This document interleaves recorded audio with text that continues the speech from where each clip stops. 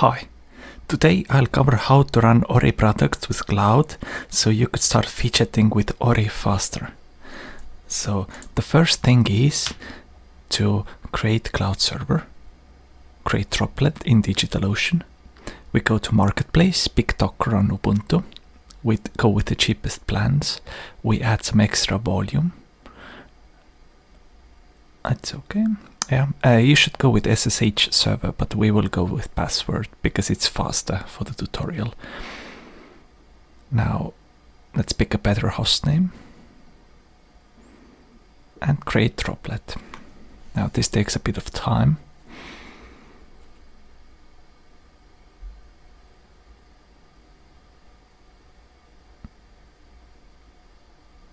And we're done. Now let's copy the IP.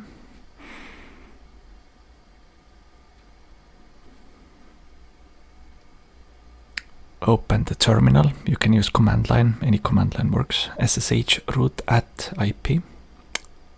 Yes, we know the IP. The password is the same password.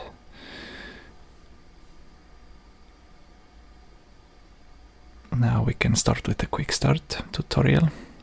Go to clone Ory Kratos and let's do it line by line. So the first line, copy,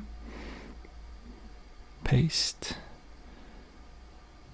takes a few seconds.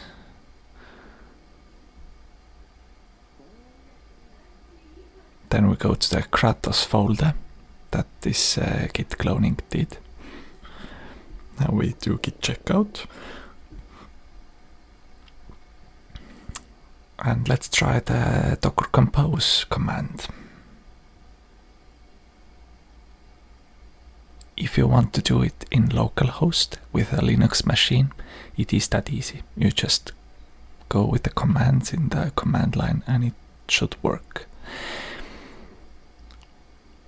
With a cloud server, we will need some extra details for the setup. But let's check it out. So we're listening.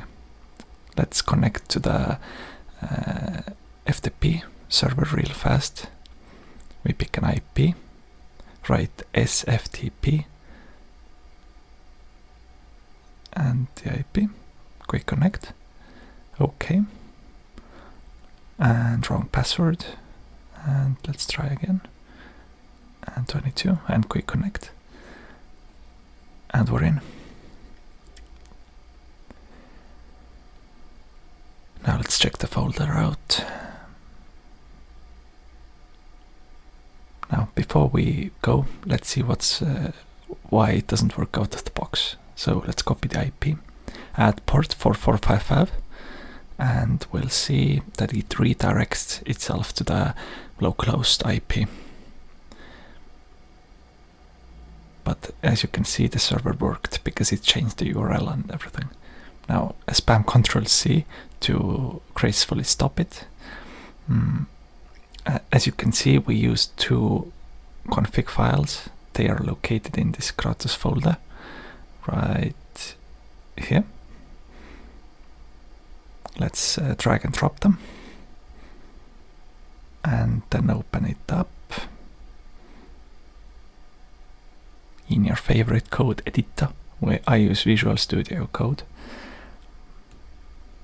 Now this is the source we need to look at in a second, but first let's check this file out. You can see there's a localhost IP, so we should change it.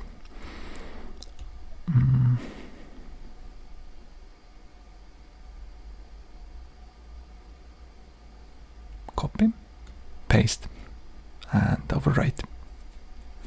Save it. Now let's check out the path I showed before. Contrib, Quickstart, Kratos email password, and Kratos YML. So it's strictly the Kratos config.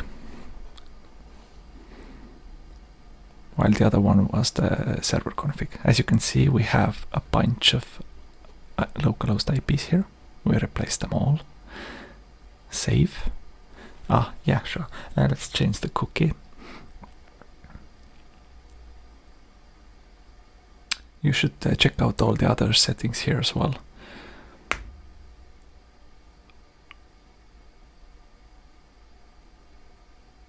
But right now it will work. Yeah, so.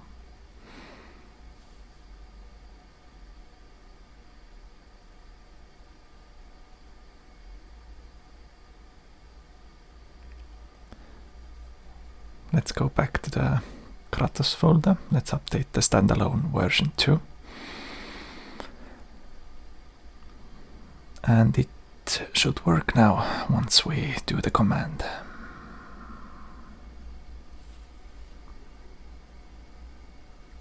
Listening.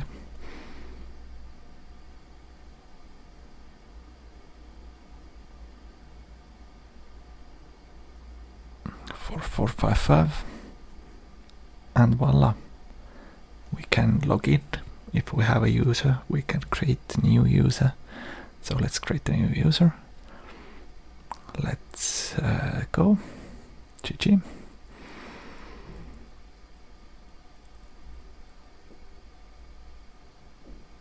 Same password. Let's go. And we're logged in. So it's an example Quickstart app. You can see it's the request ID and the identity ID is different. It's this one. Now let's grab the API. Let's check if our API is alive at first. So for that we will need the IP and the different port 4434. Status OK. To make it more human readable, we can use a plugin. So it will be JSON. Yeah, JSON formatter is the one I use, but I'm sure the other ones work too. Add to Chrome, add extension. Cool. When we refresh, you can see we can see the raw and we can see the human readable version. Now let's check out the identity. Copy the path.